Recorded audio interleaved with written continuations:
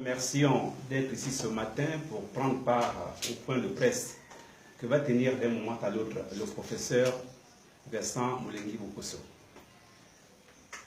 Nous profitons de cette occasion pour vous présenter nos vœux de meilleur pour l'année qui commence. Le professeur Vincent Moulengi Bokosso n'est plus à présenter à la sphère médiatique nationale. Il est vice-président du Parti social-démocrate. Il est ancien ministre de la République. Et ce matin, il tenait à s'entretenir avec la presse sur un point bien précis qui sera divulgué tout à l'heure dans son adresse. Mais auparavant, je vous prie d'arrêter vos téléphones pour éviter tout désagrément.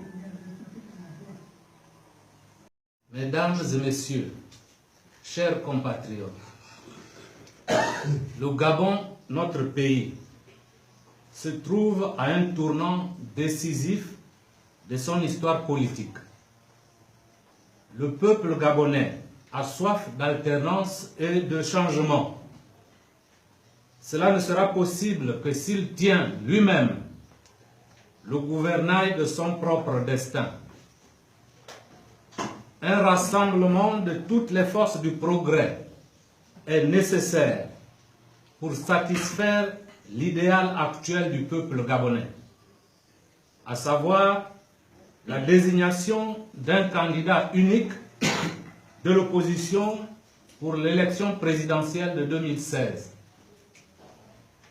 Ces choses faites, en effet, M. Jean Ping a été désigné candidat unique du Front pour l'alternance.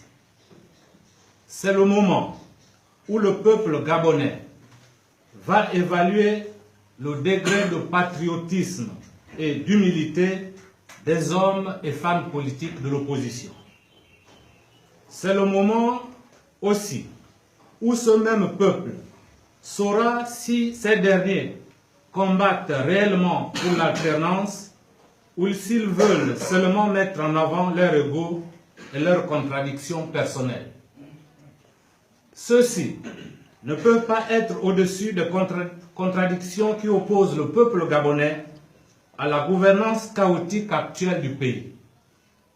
L'espoir du peuple gabonais ne doit pas être anéanti. Pour ma part, en ma qualité d'élu au conseil municipal de Lebamba, sur la liste du Parti social-démocrate, PSD, ma conscience me commande de me démarquer des positions actuelles du leader du Parti social-démocrate au sujet de l'élection présidentielle de 2016.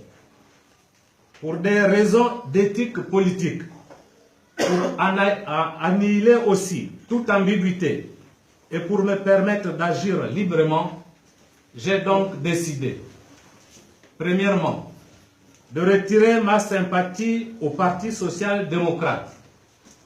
Deuxièmement, de renoncer à tous les avantages irrélatifs. Et troisièmement, d'apporter mon soutien à M. Jean Ping, candidat unique du Front pour l'élection présidentielle de 2016. Chers compatriotes, la victoire pour l'alternance est au prix du rassemblement des partisans du changement et de l'alternance autour d'une personne.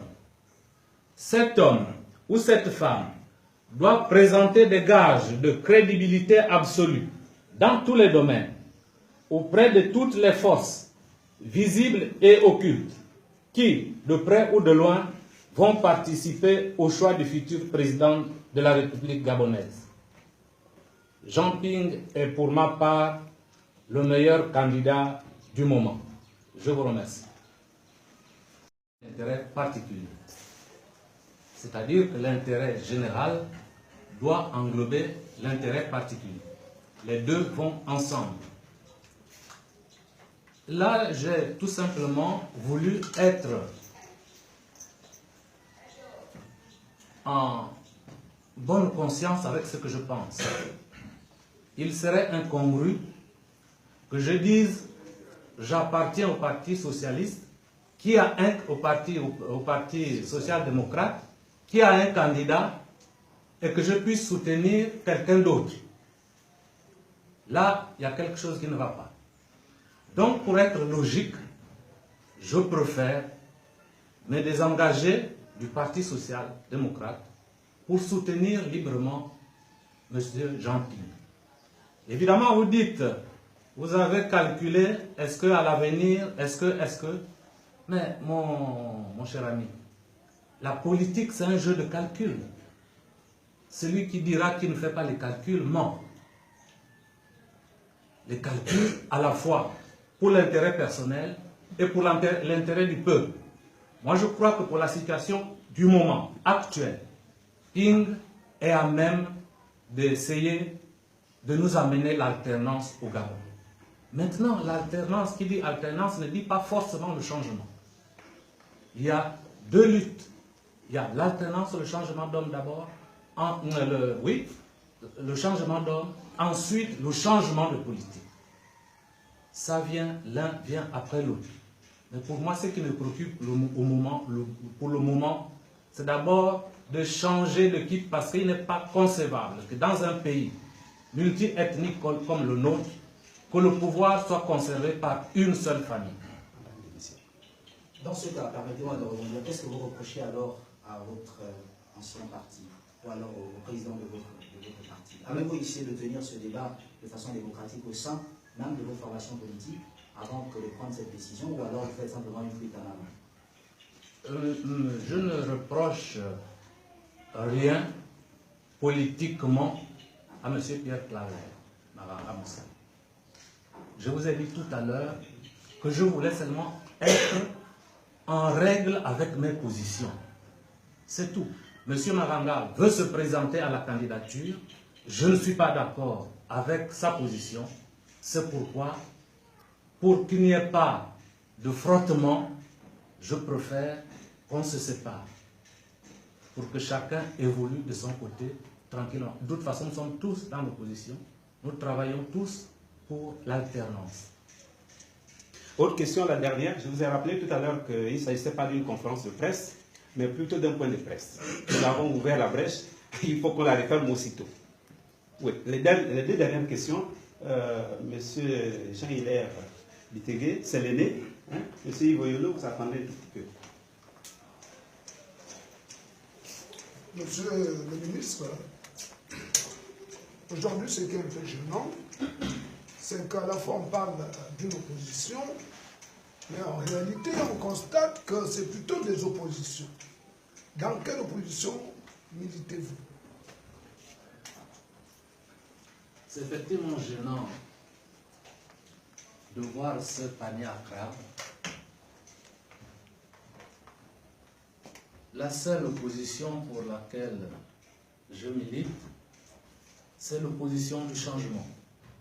Changement de pouvoir, changement de façon de gérer le pays, le changement de mentalité. Donc si toutes les oppositions sont branchées sur ces trois mouvements, alors j'appartiens à cette opposition. Donc, vous définir quelle est la meilleure opposition aujourd'hui, je ne pense pas qu'on puisse le faire. Pour moi, l'essentiel, pour le moment, c'est le développement du Gabon avec une meilleure option de développement. Voilà la seule opposition. Monsieur Ivoyolo, dernière question. Monsieur le ministre, je m'appelle Ivoyolo, je travaille pour la télévision. Monsieur le ministre, vous êtes une figure emblématique de la scène politique gabonaise. Parce que depuis 1990, nous vous connaissons, vous avez écrit votre principale histoire dans le Rassemblement pour le Gabon, RPG, en tant que ministre, je pense bien. Et nous savons que vous êtes conscient aujourd'hui de ce que c'est qu'un scrutin électoral au Gabon. Nous savons que vous savez ce que c'est qu'une élection. Vous êtes bien placé parce que vous étiez dans la principale machine de l'époque qui faisait le principal face à face avec le pouvoir. Monsieur le ministre, plus de 25 ans après, plusieurs expériences, vous les avez vécues, à l'Ebamba chez vous, etc., un peu partout. Nous Monsieur le ministre, la formule secrète, elle viendra d'où en 2016? Croyez-vous toujours que l'alternance au Gabon passera par les urnes? Vous décidez d'y aller avec M. Ping. Êtes-vous sûr que les mêmes effets les mêmes causes ne vont pas produire les mêmes effets? Croyez-vous toujours aux urnes au Gabon? C'est la simplification que je peux faire de la question. Croyez-vous toujours que les urnes peuvent régler le problème? Est-ce qu'il est sûr que vous retrouverez toujours la voix de Badinga ou de Ndong, votre frère, qui vous l'a promise dans les urnes, et qu'au soir, vous puissiez vous retrouver par rapport aux résultats que vous avez? On n'est jamais sûr de rien, mon frère. Jamais sûr de rien. Mais moi, je crois que depuis que j'ai été au RPG avec Paul Mbabessel, je n'ai jamais accepté la violence. Pour le moment, avec le peu de population que le Gabon possède, la violence est un suicide politique. Nous devons, quel que soit le temps que ça prendra, nous devons nous battre pour arracher le pouvoir par la voie des urnes. Ce sont les Gabonais qui trichent. Mais les mêmes Gabonais peuvent également contrer les tricheurs. Je donne toujours l'exemple de Mbabessolo en 1997, à la mairie de Libreville. Mais c'était le même pouvoir, c'était le même système électoral. Mais d'autres Gabonais se sont organisés pour que certains Gabonais, que leur triche ne marche pas. Et ça a effectivement marché. En 1997, Paul Mbabessolo a arraché la mairie de Libreville. 4 arrondissements sur 16. Pourquoi? Eh bien, parce que les Gabonais se sont organisés pour contrer la fraude. Je crois qu'au niveau national, les mêmes intelligences qui l'ont fait en 1997 peuvent être mobilisées pour que cela se fasse au niveau national. Je crois à une victoire des urnes tôt ou tard. Nous avons des exemples dans d'autres pays quand même. Ils ne vont pas rester éternellement là. Forcément, tôt ou tard, nous aurons la victoire dans les urnes. Essayons, allons sur le terrain sur lequel le pouvoir nous invite. Allons combattre sur ce terrain-là. Parce que lorsqu'on dira, on attend les conditions de transparence, elles viendront comment? Par décret? Ou alors, qu'est-ce qu'il faut faire? Aller dans la rue? Mais j'ai vu quelques expériences de rue. Ça n'a pas du tout marché. Pourquoi? Parce que nous ne sommes pas nombreux au Gabon. Pour prendre le pouvoir par la rue, il faut être extrêmement nombreux. Pour prendre le pouvoir par la rue, il faut être nombreux. Le 1 500 000 habitants du Gabon ou les 500 000 habitants de Libreville ne peuvent pas prendre le pouvoir par la rue pour le moment au Gabon. Donc notre seule alternative aujourd'hui, ce sont les urnes, mais en faisant du corps à corps avec ceux qui pratiquent la fraude. Voilà mon avis. Bien.